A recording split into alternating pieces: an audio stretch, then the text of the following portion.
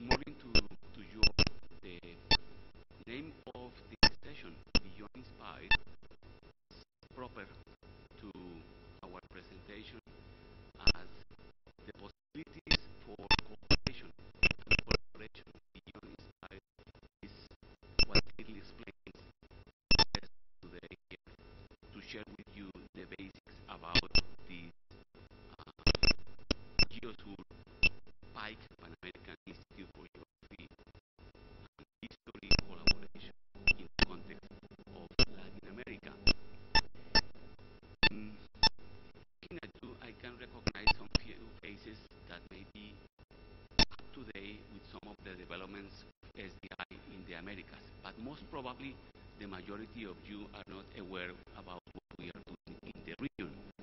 So, because of the time, because of the rain, I suggest you wake up and pay attention to what we are going to say. The GeoSUR program, and I was going to use the iPad.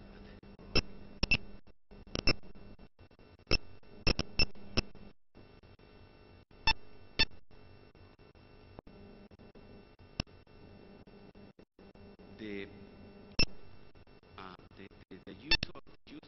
GeoSUR program is basically a network to provide services in the context of SDI in the Americas. It was established between the CAF and the PAIGH, and it is important for you to realize that we are organizations that, in accordance to our respective mandates, we have the capacity to work in this area, and we are going first to introduce the institutional framework, and that's basically what I'm going to say in this part, and then my colleague Eric Van Praag, coordinator for GeoSUR, he's going to explain the specifics of our program.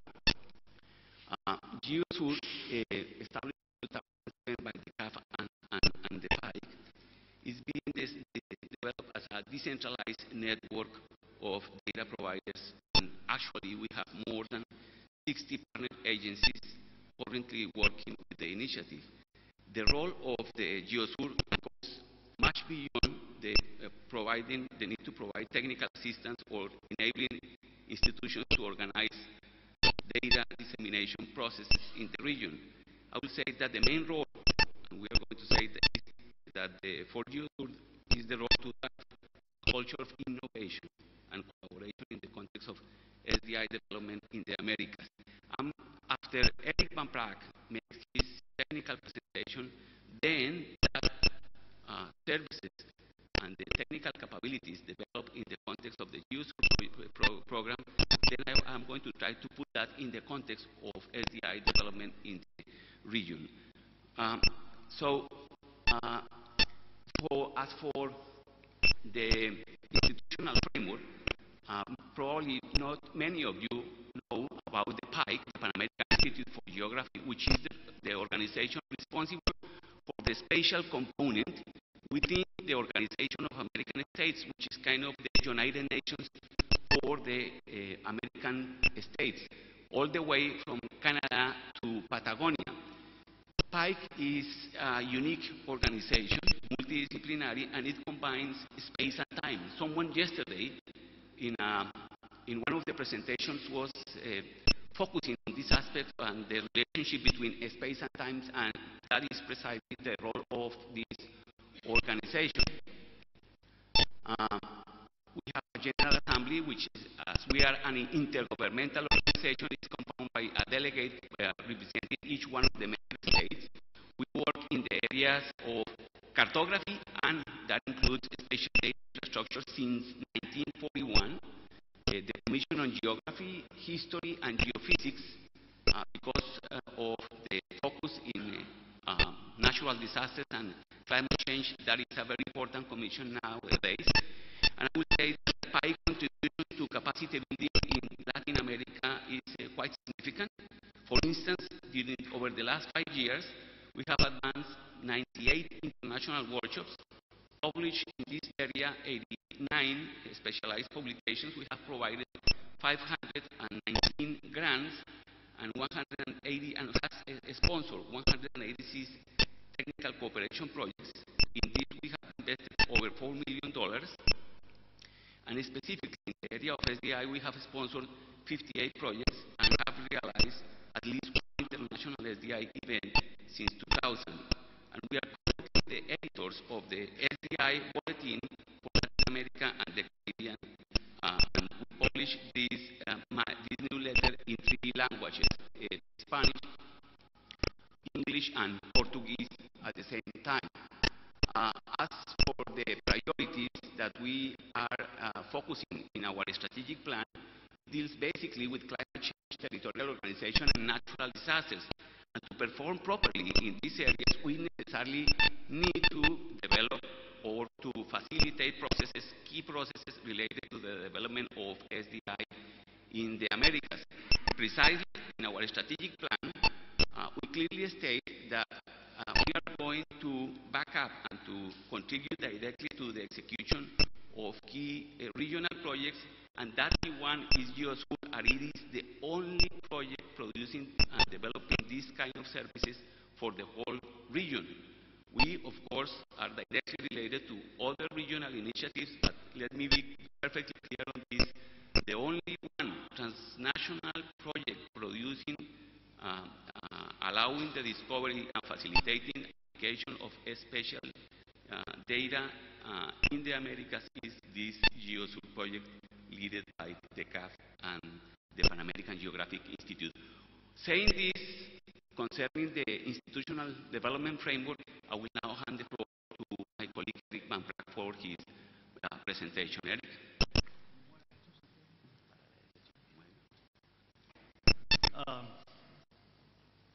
Okay, well, good morning to everyone. I'm glad to see the crowd. You know, I'm always concerned having a presentation in the morning that nobody might show up. So I'm very glad you're all here to make it to the rain and everything. Well, very glad to be here, very glad to be in Inspire.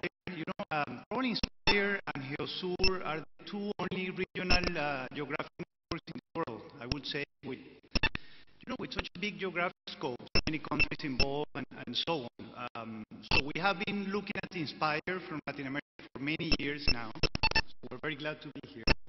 You know, first, why an organization like CAF, the Latin American Development Bank, is involved with geographic information?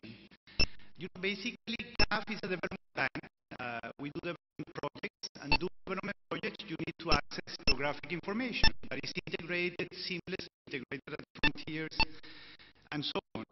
We have 18 member countries. You can see them on the screen. And we have a credit portfolio of around 12 billion US a year. So it's a fairly big organization, you could say. And we work in many areas, you know, education, infrastructure, health, social services, urban development, and so on. Okay, let's jump into GeoSUR. You know, GeoSUR, a few words, the institutional framework. It's coordinated by PAIGH, and Santiago just told you a few words about PAIGH, and by CAF.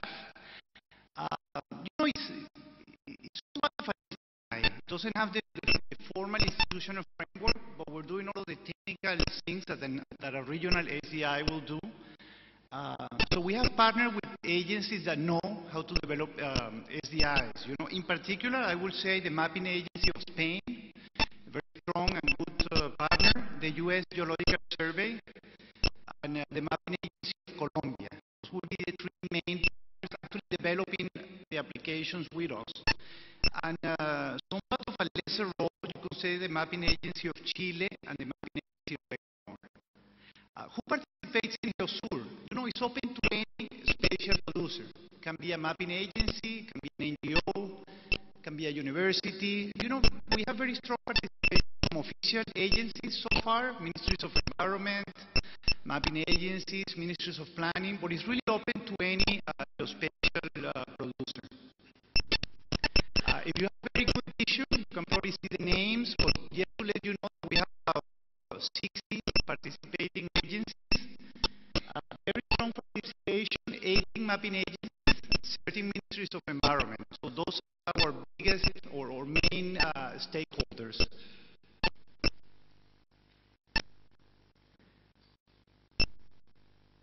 Okay, and we have, you know, you could say we work at 2 levels. The regional level, and That's on the left side.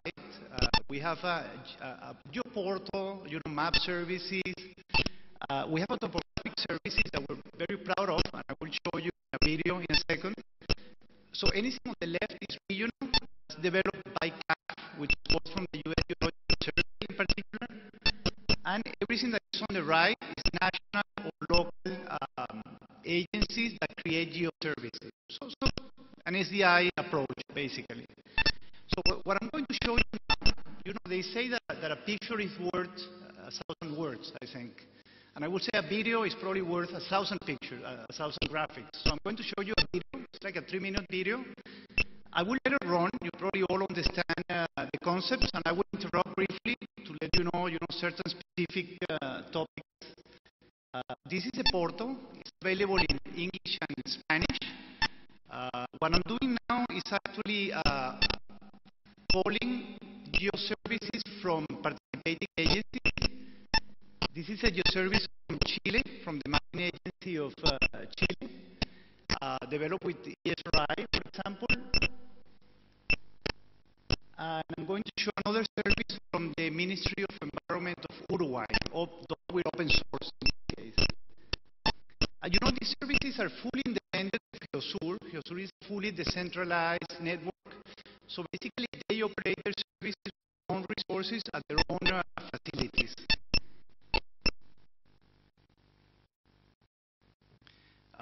The portal is a metadata search engine, partially. So what we're doing now, we have about 10,000 metadata records that we harvest from partner agencies. And we can provide access to around 200,000 metadata records available in national catalogs as well, doing federated metadata search. So that's what it's showing in the video, showing the portal operates. It's been operating since 2008. And the geoservices have been in operation in 2008 and also 2009. So we have been in operation for maybe 3 or 4 years. So that's the portal, a very quick view of the portal. I'm going to show you now the regional map service. So anything that is regional, an Andean biodiversity map, infrastructure projects, all that is available in the regional map service. And this is actually what I'm going to show now is infrastructure projects, 500 infrastructure projects that we georeference in CAF, done by CAF and the Inter-American Development Bank. You can call services from national entities. I'm calling one in Brazil, Colombia, and it's showing a land use and cover map of Brazil. And now we're going to show you, something that we call the topographic processing service, the TPS. This is using SRTM, 30-meter data for Latin America and the Caribbean. And you can do many things with it. I'm going to show you just 2 examples. One of watershed delineation. So you can click a point anywhere in Latin America and it will delineate the watershed that goes into that point. And all of the assets that you produce can be downloaded for free. Everything is openly available. I should have said that before. So you have the watershed there. And you can also do visibility analysis. I'm going to put a point close to Caracas, and I'm going to do an analysis to see all of the points that can be seen from a tower 15 meters off. I'm going to put the tower in the Avila Mountains, close to the city, and tell the program that the antenna is pointing south.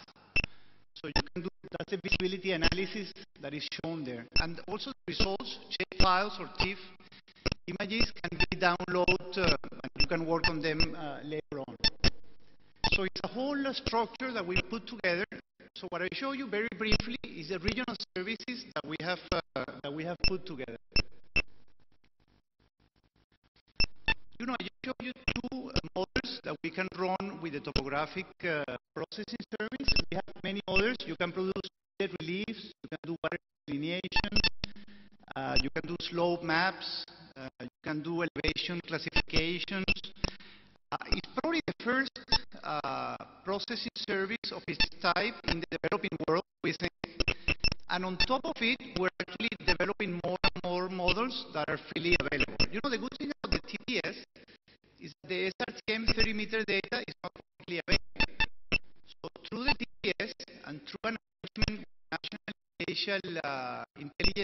Agency of the U.S. and the U.S. Geological Survey, we were able to, you cannot access the source data, but you can do any analysis that is available in the system. Please, Santiago.